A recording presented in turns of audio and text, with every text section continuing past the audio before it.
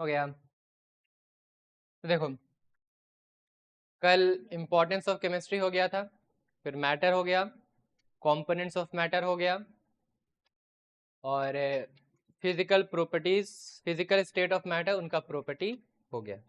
ठीक है, आज हम लोग पढ़ेंगे मैटर जो होते हैं दो तरीके के होते हैं। किताब लेकर के बैठे होगे तो मिल जाएगा स्टार्टिंग थ्योरी में। मैटर जो है ये दो तरीके का होता है, एक होता है प्योर और दूसरा होता है इम्प्योर। एक है आपके पास प्योर मैटर और दूसरा है आपके पास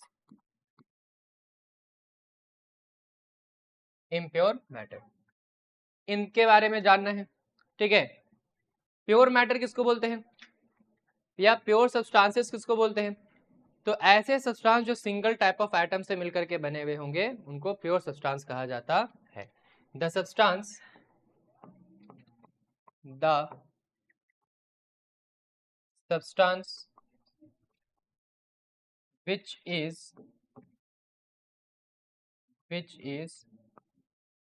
made up of single type of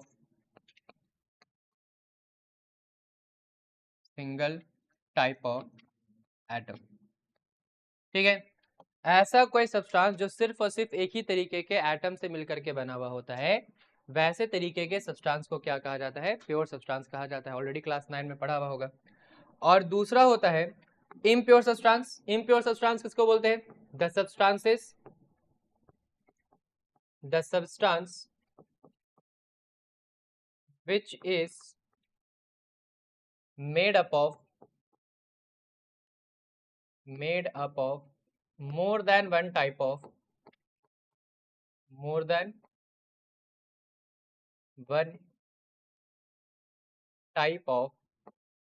atom.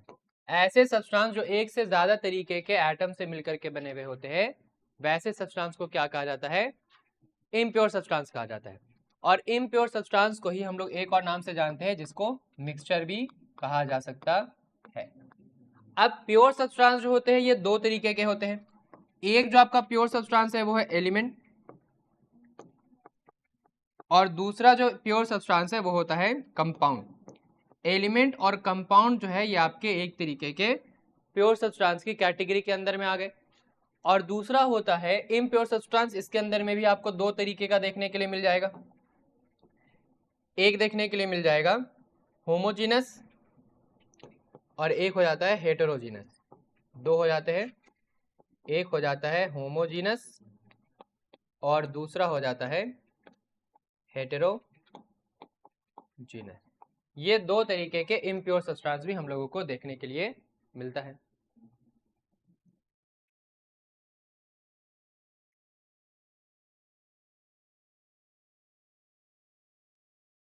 ठीक है, अब यहाँ पर आगे देखेंगे एक एक करके, इन्हीं के बारे में हम लोगों को जानना है। तो सबसे पहले डिफरेंशिएट करेंगे होमोजीनस और हेटेरोजीनस का।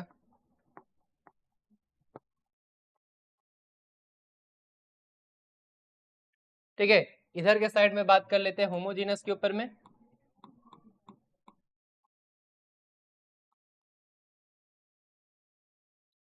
होमोजीनस, और इधर के साइड में बात कर लेते हैं हेटेरोजीनस। होमोजीनस क्या है, हेटेरोजीनस क्या है? तो अगर एक ऐसा तरीके का मिक्सचर जहां पर आप कॉन्स्टिट्यूएंट पार्टिकल्स को ऑब्जर्व करके डिस्टिंग्विश नहीं कर पा रहे हैं, वैसे तरीके के सॉल्यूशन को, वैसे तरीके के मिक्सचर को क्या कहा जाता है? होमोजीनस कहा जाता है। ठीक है, the type of mixture which the type of mixture whose constituent particles, कौन इतना की कर रहा है जी? whose constituent particles cannot be distinguished distinguished by simple observation, by simple observation। एक ऐसे तरीके का मिक्सचर, ठीक है, द टाइप ऑफ मिक्सचर, एक ऐसे तरीके का मिक्सचर जिसके कॉन्स्टिट्यूएंट पार्टिकल्स को आप जस्ट बाय फिजिकल ऑब्जर्वेशन नहीं देख पाएंगे, नहीं डिस्टिंग्विश कर पाएंगे कि इसमें दो चीजें मिली हुई हैं या दो से ज्यादा चीजें मिला हुआ है। तो ऐसे तरीके के मिक्सचर को ही क्या कहा जाता है? होमोजीनस मिक्सचर कहा जाता है। जैसे कि तुम्हारे पास पानी मौजूद था, पानी के अंदर में क्या किया गया है? पानी के अंदर में तुमने सॉल्ट को डाल दिया। तो जब पानी के अंदर में सॉल्ट चला गया है और उसको फिजिकली ऑब्जर्व किया जाएगा, देखा जाएगा, तो क्या मालूम चलेगा कि उसमें कुछ मिला हुआ है कि नहीं? लेकिन है तो मिक्सचर। कैसा मिक्सचर है? एक ऐसा मिक्सचर जहां पे कॉन्स्टिट्यूएंट पार्टिकल्स को हम देख नहीं पा रहे हैं। तो क्या हो गया? ये होमोजेनस मिक्सचर हो गया। एग्जाम्पल, जैसे कि हवा, एयर। हवा एक मिक्सचर है, हवा इम्प्योर सब्सटेंस होता है, मिक्सचर होता है, लेकिन क्या हवा के कॉन्स्टिट्यूएंट पार्टिकल्स को हम डिस्टिंग्विश कर पा रहे हैं? नहीं। तो वो भी क्या है? वो भी एक तरीके का होमोजेनस मिक्सचर है। और दूसरा होता है आपका हेट्रोजीनस, ठीक है। हेट्रोजीनस क्या है? The type of mixture whose constituent particles can be distinguished by simple observation. एक ऐसा तरीके का मिक्सचर जिसके कॉन्स्टिट्यूएंट पार्टिकल्स को हम क्या कर सकते हैं? सिंपल ऑब्जर्वेशन के मदद से पहचान सकते हैं कि उसमें अलग अलग चीजें मिली हुई हैं कि नहीं मिली हुई हैं। जैसे कि फॉर एग्जाम्पल के तौर पे तुम्हारे पास पानी है, पानी के अंदर में क्या किया गया? पानी के अंदर में तुमने सैंड को डाल दिया, तो ये फिजिकली देख करके पहचाना जा सकता है कि हाँ उसके अंदर में कुछ मिला हुआ है या नहीं मिला हुआ है, ठीक है। तो ये हो गया होमोजीनस और हेट्रोजीनस। एक एक पॉइंट और इसके अंदर में आता है जो किताब में लिखा हुआ है कि their particles are uniformly distributed, their particles are uniformly distributed. इनके अंदर में जो पार्टिकल्स है वो पार्टिकल्स कैसे डिस्ट्रीब्यूटेड होंगे? यूनिफॉर्मली डिस्ट्रीब्यूटेड होंगे, है ना। जैसे कि अगर फॉर एग्जांपल के तौर पे एक 100 ml पानी के अंदर में 1 टीस्पूनफुल नमक डाला गया है, उसको उसमें घोल दिया गया और 100 ml का हर 10 ml का अलग अलग गिलास बना दिया जाए, तो सब के अंदर में टेस्ट जो है वो बराबर होगा। ऐसा नहीं किसी में टेस्ट ज़्यादा नमकीन है, किसी में टेस्ट एकदम पहले जैसा पानी जैसा, ऐसा कुछ नहीं होने वाला। यानी कि पार्टिकल का डिस्ट्रीब्यूशन कैसा होगा? यूनिफॉर्म डिस्ट्रीब्यूशन ऑफ पार्टिकल देखने के लिए मिलेगा। सुधर पढ़ ले, पूरा 10 निकल गया लेकिन पढ़ाई नहीं शुरू हुआ लोग का। यही करना है ना, पीछे आके बैठा करो ताकि हमको दिखाई नहीं दे, बेकार में रिकॉर्ड हो रहा है क्लास, हमको भी हंसी आ रहा है। देयर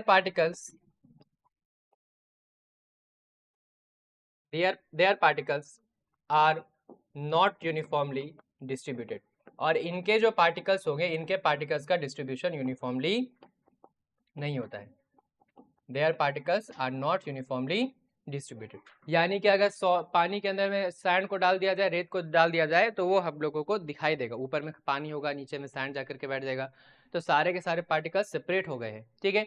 तो यहाँ पे पार्टिकल का सेपरेशन कैसा नहीं है? यूनिफॉर्म डिस्ट्रीब्यूशन नहीं है, जबकि इनके अंदर में यूनिफॉर्म डिस्ट्रीब्यूशन होता है। तो यही छोटा छोटा बात किताब में लिखा हुआ है जिसके बारे में ध्यान रखना है।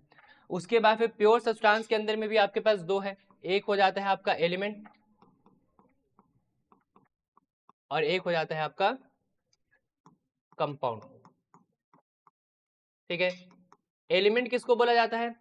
एलिमेंट जो होता है, एलिमेंट आपके वो प्योर सब्सटेंस होते हैं which can not be broken down by any physical or chemical method. Elements वैसे प्योर सब्सटेंस है जिनको किसी भी तरीके के फिजिकल या केमिकल मेथड से तोड़ा नहीं जा सकता है, ठीक है। Elements, they are the pure substances, they are the pure substances which cannot be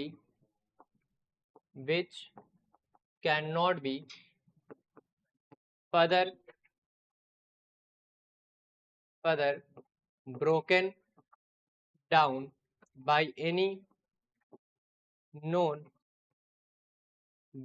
known physical और केमिकल मेथड, ठीक है। एलिमेंट्स क्या है? एलिमेंट्स वो प्योर सब्सटेंसेस होते हैं जो किसी भी तरीके के फिजिकल या केमिकल मेथड से जिनको और ज्यादा तोड़ा नहीं जा सकता है। ये सब चीज़ ऑलरेडी क्लास 9 में पढ़ा दिया गया, इसलिए हम छोटा छोटा पढ़ा करके बस स्किप कर रहे हैं, ठीक है। किताब में इसीलिए यहाँ पे ला दे रहे हैं टॉपिक, बाकी हम पढ़ा नहीं रहे, मतलब कि बहुत नॉर्मली इसको बता करके आगे बढ़ रहे हैं। अगर किसी को दिक्कत रहे कि हमको याद नहीं है, हम भूल चुके, तो अब पूछ लेना, ठीक है। क्योंकि ये सब ऑलरेडी 9 में ही था, 11 का हिस्सा नहीं है, क्योंकि चैप्टर रिलेटेबल है, मिलता जुलता चैप्टर है, तो बेसिक उठाया गया है, तो किताब में ये सारा चीज़ लिखा हुआ है, इसीलिए पढ़ाना मेरे लिए ज़रूरी हो गया है। तो जिसको 9, ऐसे तो 9 में सब पढ़ लिए होगे, इसीलिए हम यहाँ पे बहुत नॉर्मली पढ़ा करके आगे बढ़ जा रहे हैं। लेकिन अगर कोई ऐसा होगा जिसको नहीं आता होगा, पूछ लेना एक बार, ठीक है। बाकी हम मान के चल रहे हैं कि तुम लोग ये सब ऑलरेडी पढ़ के आए हो, ठीक है। तो elements, they are the pure substances which can not be further broken down by any physical or chemical method. Elements वो प्योर सब्सटेंस होते हैं जिनको किसी भी तरीके के फिजिकल या केमिकल मेथड से और ज़्यादा छोटे छोटे हिस्सों में तोड़ा नहीं जा सकता है। जैसे कि फॉर एग्जाम्पल के तौर पर सोडियम, जैसे कि गोल्ड, ये आपके प्योर सब्सटेंसेस है, एलिमेंट्स है, जिनको और ज़्यादा छोटे छोटे हिस्से में तोड़ा नहीं जा सकता है। और कंपाउंड क्या होते हैं? कंपाउंड भी प्योर सब्सटेंस है, they are the pure substances. Compound भी जो है, कंपाउंड भी क्या है? कंपाउंड भी आपके प्योर सब्सटेंस के ही कैटेगरी के अंदर में आते हैं।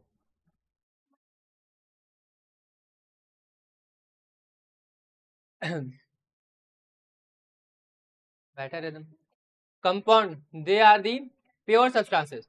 कंपाउंड क्या है? कंपाउंड भी एक तरीके के प्योर सब्सटेंस है। लाइव क्लास में चलो तो रिकॉर्ड ना हो, बहुत डांटते हैं। Compound, they are the pure substances. Compound भी क्या होते हैं? वो भी एक तरीके के प्योर सब्सटेंस होते हैं। जैसे कि फॉर एग्जांपल के तौर पे पानी, H2O। अगर तुम एक जग पानी लेकर के बैठो तो उसके अंदर में सारा का सारा मॉलिक्यूल किसका होगा? H2O का होगा। तो कैसा सब्सटेंस है? प्योर सब्सटेंस है। लेकिन कंपाउंड को छोटे छोटे हिस्सों में तोड़ा जा सकता है, दे कैन बी ब्रोकन। इनको तोड़ना पॉसिबल है, दे कैन बी ब्रोकन, इनको तोड़ा जा सकता है ना। एनर्जी दे करके, एनर्जी का ट्रांसफर करके इनको आसानी से ब्रेक किया जा सकता है। तो यही आपके हो जाते हैं एलिमेंट्स और कंपाउंड्स। एलिमेंट्स वो प्योर सब्सटेंस है जिनको तोड़ा नहीं जा सकता है by any non physical or chemical method, और कंपाउंड्स ये भी आपके प्योर सब्सटेंस होते हैं जिनको तोड़ा जा सकता है बाय केमिकल मेथड्स, ठीक है। केमिकल मेथड्स जैसे इलेक्ट्रोलाइसिस से पानी को तोड़ा जा सकता है, कैल्शियम कार्बोनेट को हीट एनर्जी दे करके तोड़ा जा सकता है, तो इनको तोड़ना पॉसिबल है। इसमें कोई दिक्कत, कोई सवाल? क्या बोलना है बोलो, धीमा करके कर दे रहे हैं।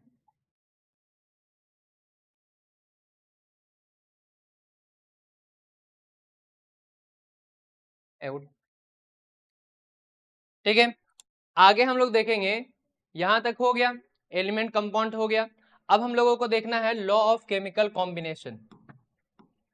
लॉ ऑफ, कितने लॉ पढ़ने हैं? कितने लॉ होते हैं केमिकल कॉम्बिनेशन में?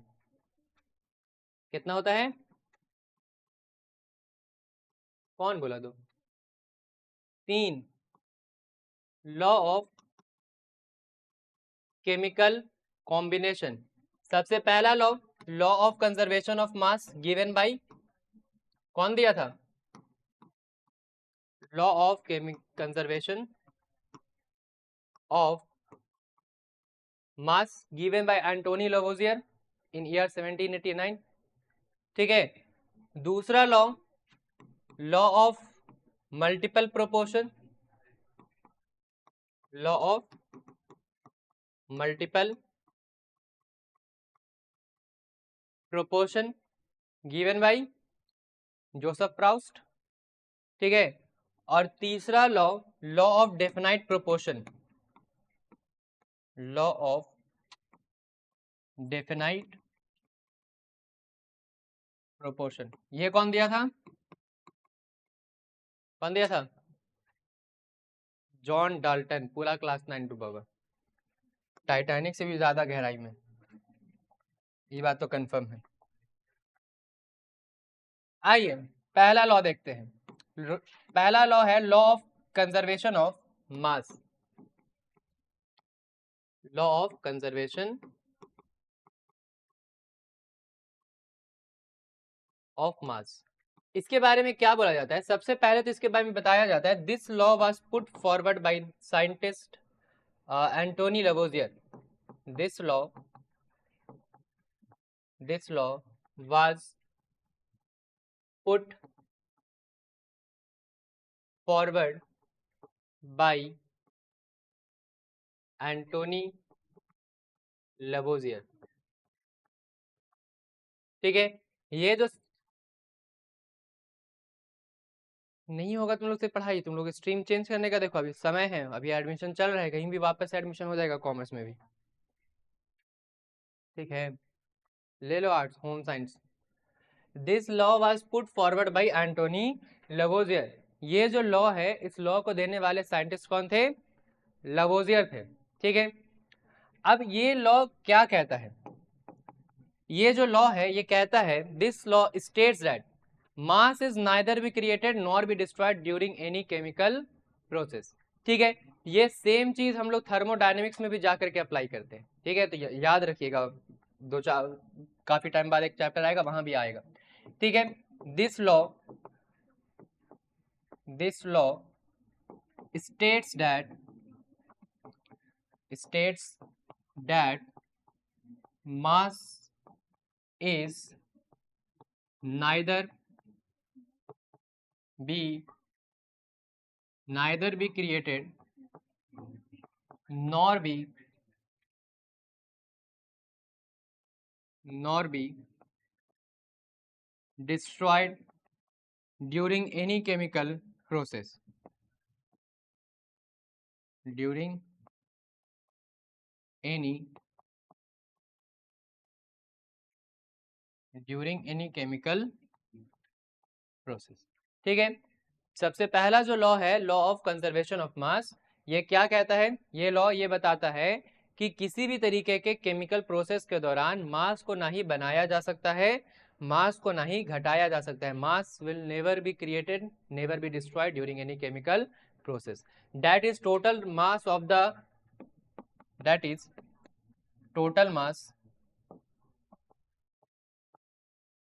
reaction. Total mass of the reaction will remain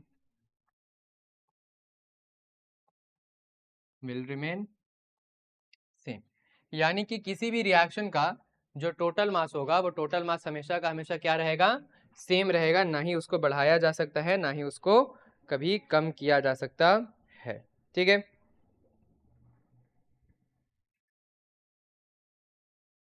clear? कोई दिक्कत इसमें? कोई सवाल नहीं? आगे बढ़ते हैं, बस इतना ही छोटा छोटा बात बस इन लोग के बारे में याद रखना है। ठीक है, दूसरा बात है, दूसरा लॉ है law of multiple proportion. Law of multiple proportion. हंस लो, हंस लो, हंस नहीं रहे हो तो फिर भी हंस लो, समझे? ज्यादा दिन नहीं बचेगा, 2 दिन और, बस 2 दिन और हंसी बचेगा। 2 दिन के बाद तो ऐसा केमिस्ट्री तुम लोग को देखने के लिए मिलेगा, ऐसा केमिस्ट्री देखने के लिए मिलेगा, रुला ना दी है ना केमिस्ट्री के अंदर में, तुम लोग पूछना मेरे से।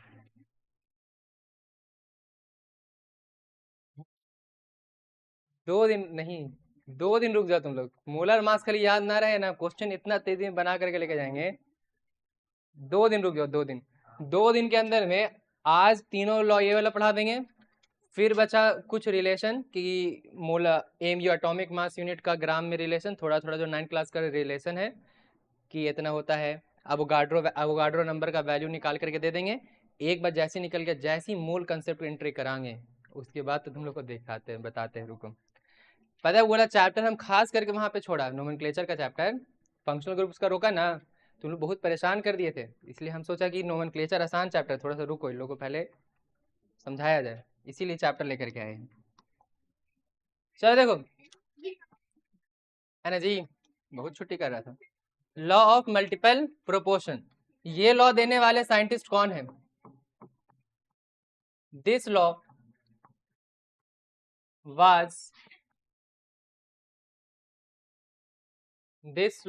was put forward by Joseph Proust. ठीक है, इस लॉ को देने वाले जो साइंटिस्ट थे, इस लॉ को देने वाले साइंटिस्ट का नाम क्या है? Joseph Proust.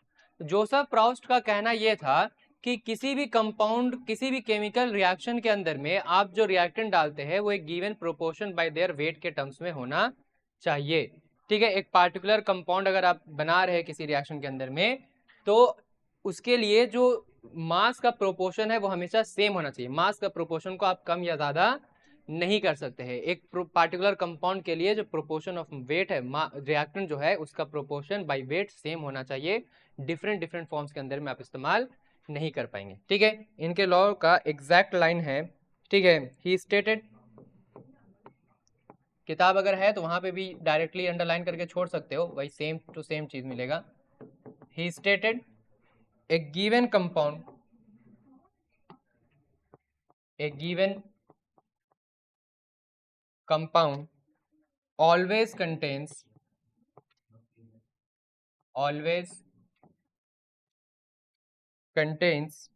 ठीक है, exactly the same number, exactly the same number, या इसको कहो the same proportion